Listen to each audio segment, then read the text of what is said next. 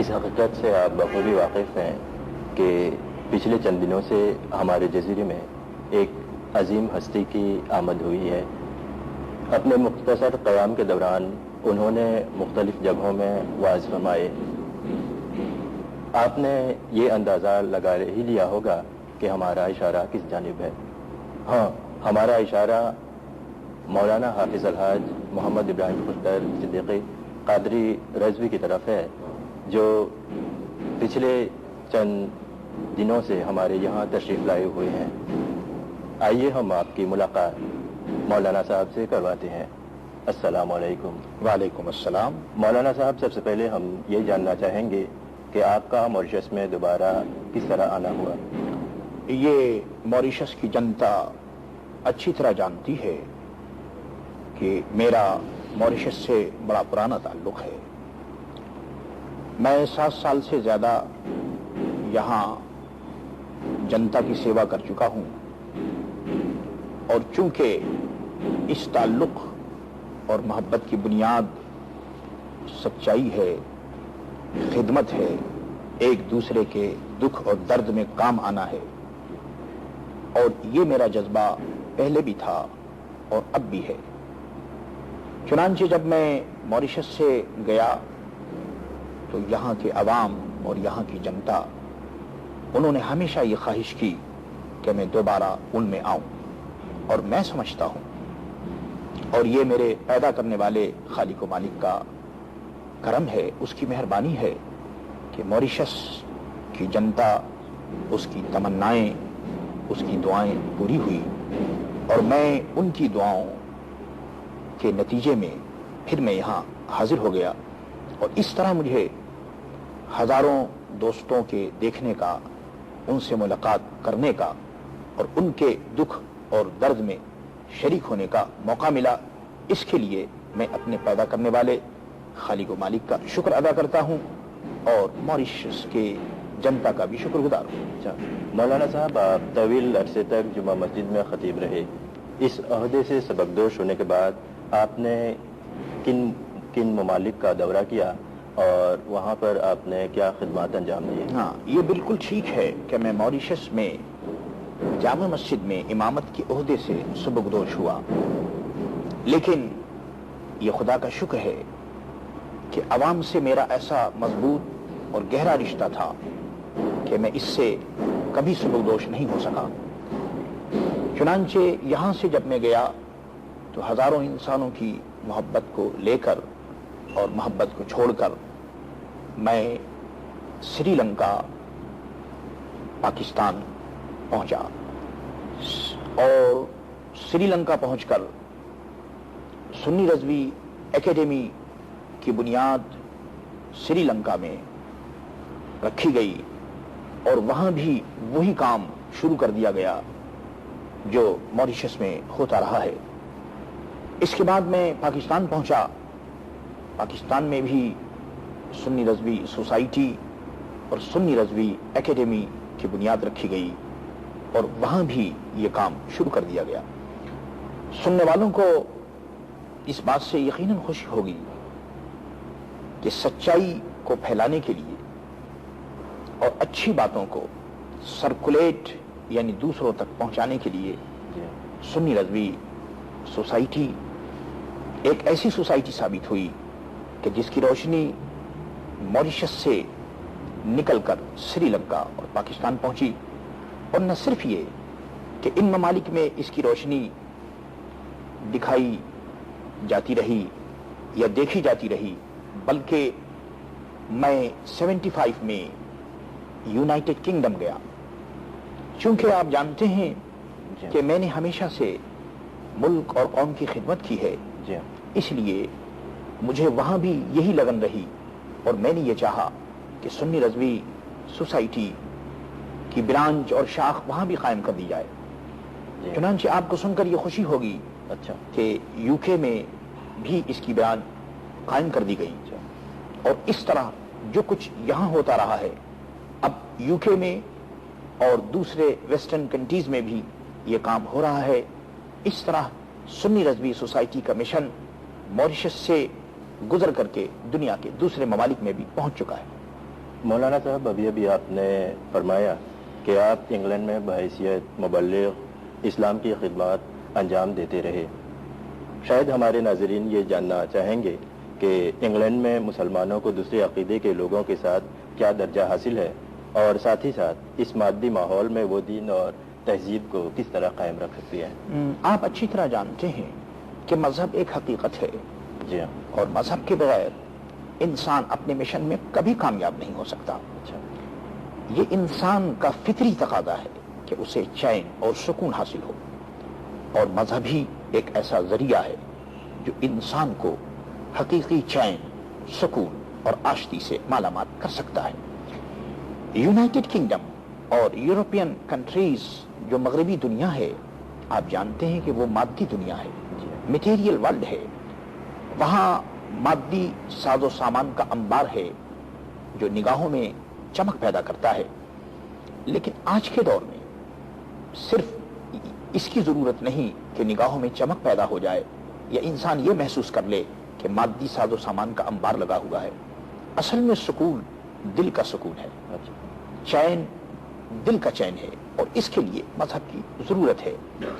یہی حقیقت ہے کہ جہاں یورپ میں رہنے والے یورپین اس تشنگی اور پیاس کو وہ محسوس کرتے ہیں.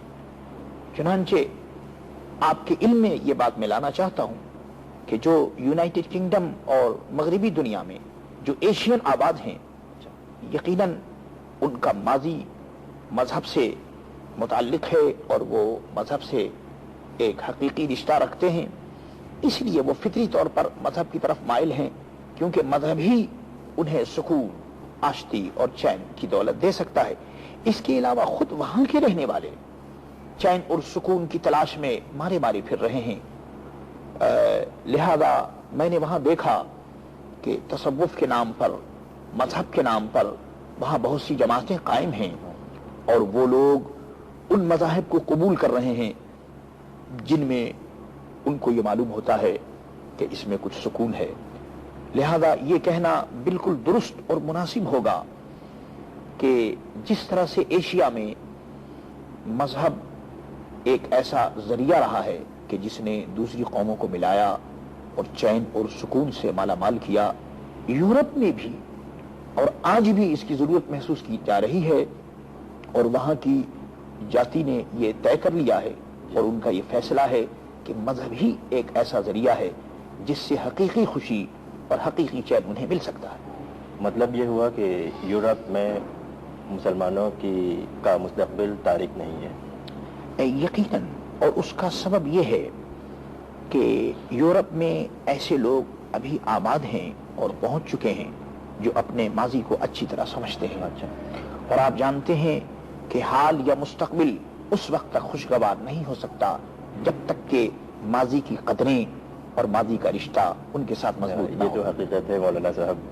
مولانا صاحب، پچھلی بار جب آپ جمعہ مسجد کے خطیب تھے اس وقت مسلمانوں کی مذہبی حالت کیا تھی اور آج آپ کیا دیکھ رہے ہیں؟ میرے عزیز بھائی، آپ کو معلوم ہے کہ میرے قیام کو ابھی صرف چند ہی روز ہوئے. جی. میں عام طور پر پورے موریشس کے مسلمانوں کے لیے میں یہ کہہ سکتا ہوں، عام طور پر اور خاص طور پر جو میرے دوست اور عزیز ہیں، میں ان کے لیے کہہ سکتا ہوں کہ ان کے جذبات اور محبت میں کوئی کمی محسوس نہیں کرتا. باقی جامع مسجد کا جہاں تک تعلق ہے تو میں نے 2 جمعے وہاں میں نے پڑھائے اور مجھے خطاب کرنے کا موقع دیا گیا.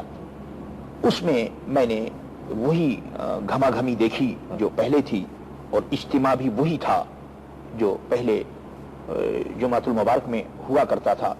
تو اس حیثیت سے میں کہہ سکتا ہوں کہ عوام کا، جو لوگ جامع مسجد میں نماز پڑھتے ہیں عوام، ان کا تعلق پہلے جو کچھ پہلے مجھ سے تھا، میں یہ کہہ سکتا ہوں کہ ان کا تعلق اب بھی میرے ساتھ ویسے ہی ہے. مطلب یہ ہوا کہ تعلق کچھ اور بڑھ گیا ہوگا ابھی تک؟ یقیناً ان سالوں میں جو لوگ مجھ سے دین کے لیے محبت کرتے تھے، یقیناً ان کے تعلقات میں اضافہ ہوا ہے، اور یہاں آنے سے سب سے زیادہ انہیں خوشی ہوئی ہے.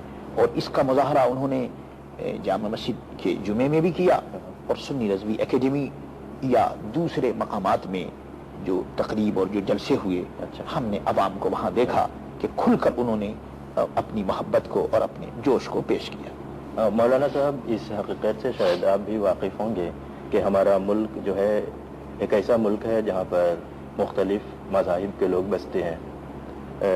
اسلامی نقطۂ نظر سے آپ ہمیں یہ بتائیے کہ دوسرے مذہب کے لوگوں کے ساتھ مل کر کس طرح باعزت زندگی گزار سکتے ہیں؟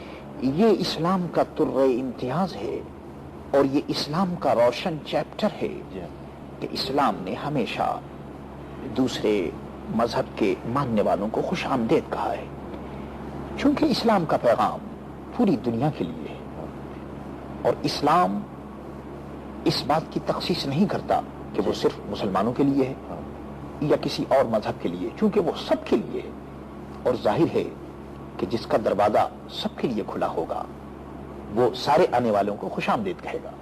تو اسلام ایک سچے اصولوں پر قائم ہے اور اس کا مذہب، اس کا اصول ہے سچائی کی اشاعت، سچائی کو پھیلانا۔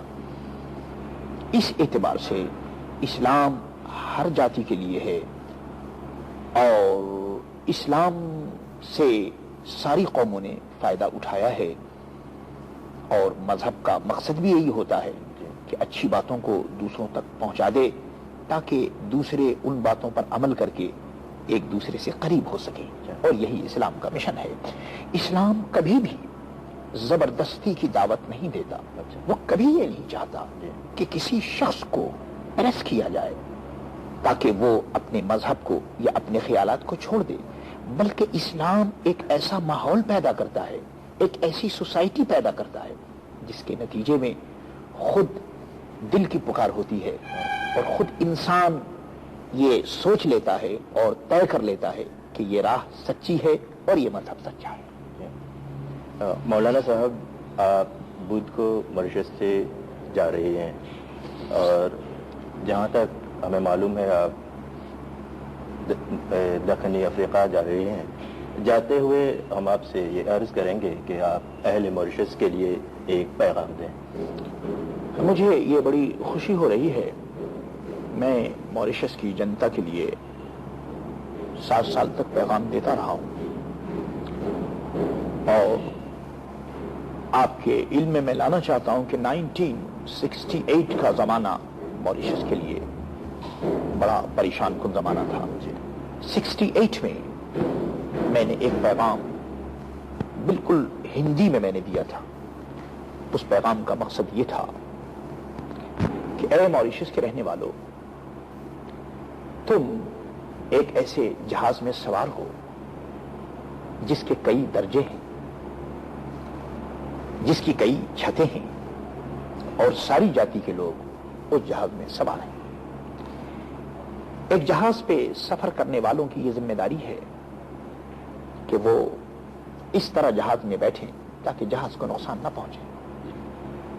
اگر کوئی جاتی، کوئی قوم یا کوئی درجے کا مسافر اگر جہاز کو توڑتا ہے، جہاز کو نقصان پہنچاتا ہے، تو اس کا مطلب یہ ہوگا کہ وہ جہاز پہ جتنے لوگ سوار ہیں ان کا وہ دشمن ہے اور جہاز کو وہ ڈبونا چاہتا ہے۔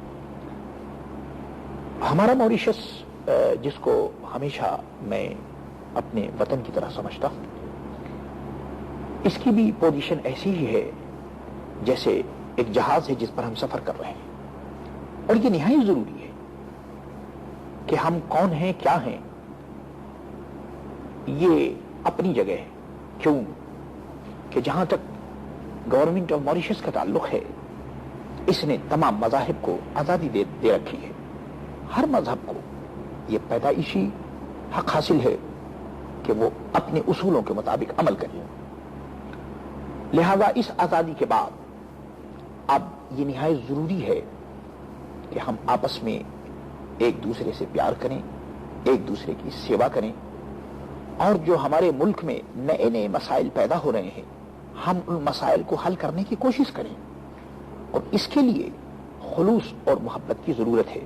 اور ایک بات میں آپ سے اور بھی عرض کر دوں کہ خدمت ملک کی ہو یا قوم کی ہو، وہ بیکار نہیں جاتے. اگر کچھ لوگ مخلص ہوں، سنسیئر ہوں اور وہ ملک اور قوم کی خدمت کریں تو یقیناً اس کا ایک خوشگوار نتیجہ ہمارے سامنے آ سکتا ہے.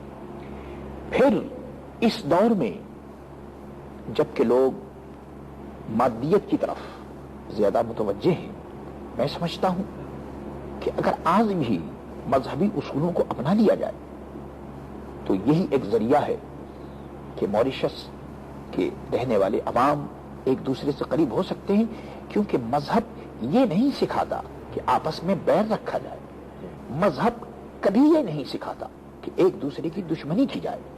اور آپ کو یہ معلوم ہوگا کہ اسلام تو وہ مذہب ہے جو ہمیں اس بات کی تلقین کرتا ہے، اس بات کا حکم کرتا ہے کہ جب تم رات کو سو اور تمہارے پیٹ میں روٹی ہو تو تم سوچ لو کہ تمہارا پڑوسی بھوکا تو نہیں ہے. اگر تمہارے پاس کپڑے ہوں تو تم یہ دیکھ لو کہ تمہارا نیبر کہیں ایسا تو نہیں کہ اس کے پاس کپڑے نہیں ہیں. اسلام نے پڑوسیوں کے ساتھ اچھائی کا حکم دیا ہے. اس سے بحث نہیں کہ وہ پڑوسی کون ہے. اسی طرح سے ہر وہ شخص چاہے وہ کسی جاتی کا ہو، کسی قوم کا ہو، دکھ میں، مصیبت میں اس کی سیوا کرنا یہ اسلام کا فرض رہا ہے اور اسلام نے ہمیں یہی حکم دیا ہے. تو میں سمجھتا ہوں کہ اگر موریشس کے رہنے والے مسلمان اسلامی اصولوں پر عمل کریں، اور ہمیں امید ہے کہ وہ عمل کرتے ہیں، اچھا، میں ان سے ایسے ہی امید رکھتا ہوں. مولانا صاحب، آپ نے اپنی ہدایتوں سے ہمیں فیضیاب ہونے کا موقع دیا، اس کے لیے ہم آپ کا تہہ دل سے شکریہ ادا کرتے ہیں.